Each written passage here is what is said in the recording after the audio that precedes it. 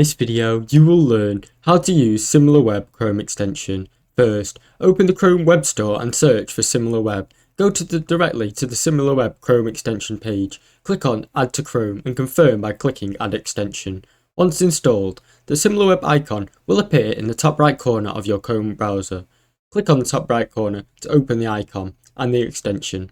Then, visit any website you want to analyze. Click on the SimilarWeb icon in the Chrome toolbar. The extension will provide an overview of that website's traffic, sources and audience insights. You will see data such as global ranking, traffic sources and top referencing sites, and more right within your browser. You will dive into more specific data such as audience interests, geographical locations and engagement metrics.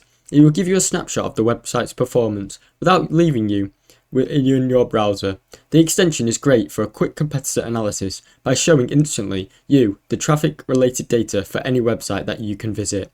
Thanks for watching. Don't forget to like and subscribe.